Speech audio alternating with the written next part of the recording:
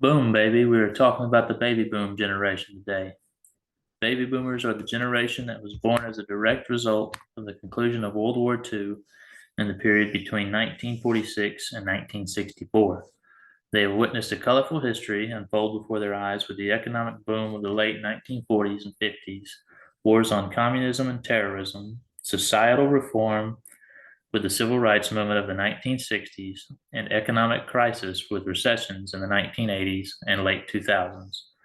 After living through some major events in United States history, there's no wonder why they have such strong opinions on today's issues and wish to share their stories and experience with younger generations. Research done by Richard Fry at pewresearch.org and texas.gov indicates baby boomers still comprise a fair percentage of workforce employees, with 66% of adults aged 54 to 64 still holding down and actively looking for a job. Texas is slightly ahead of the rest of the United States, with 74% of adults ages 55 to 64 in the workforce. According to the Indeed.com editorial team, baby boomers are typically described as workaholics, where their identity in the workplace is considered a key part of their life, which is why, when they are given a chance to retire, they choose to keep working. They also wish for their managers to view them as timely and diligent workers who are effective, rational decision makers.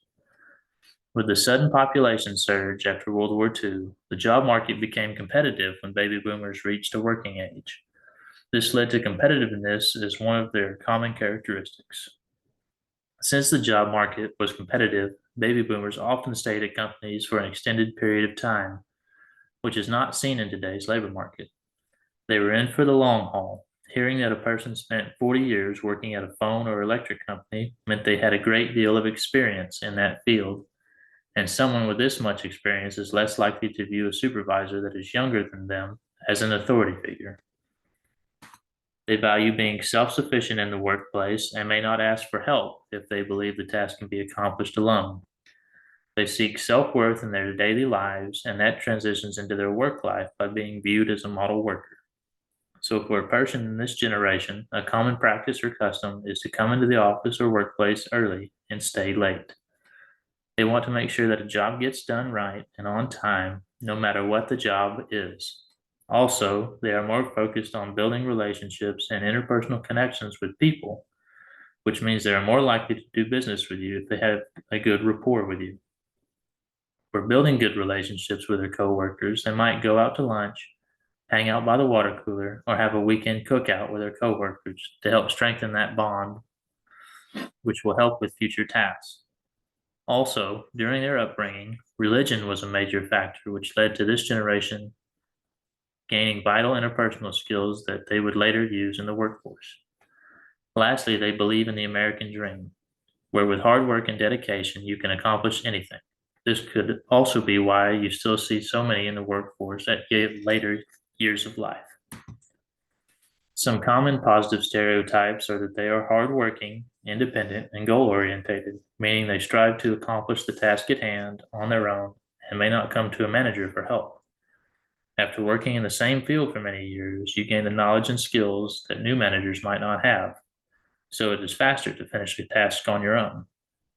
However, some negative stereotypes gathered by Julia Layton at health.howstuffworks.com says that baby boomers are technophobes who are set in their ways and remain as inactive as possible. Even though these negative stereotypes are around, for most baby boomers, these are simply not true.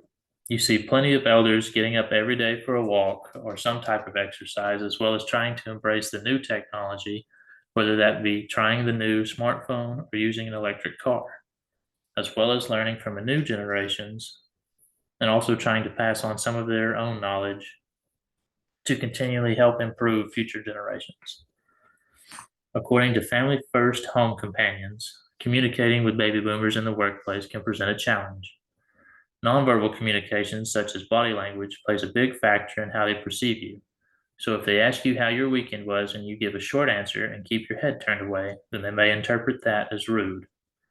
It would be better to maintain eye contact while communicating and actually engage in the conversation. They are used to no nonsense, direct communication, which means if they ask you why you haven't finished a task, then you should avoid beating around the bush and spit it out. It is most likely that baby boomers will be more comfortable to joke around with their counterparts, but very serious and professional with their superiors.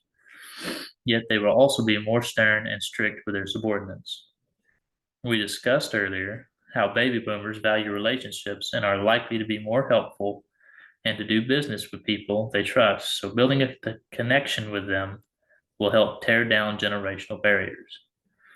But we need to also note that working in a team is a difficult challenge for baby boomers unless there is an I concept, meaning they are in charge of one specific aspect, and this will lead to a more effective work in a team setting.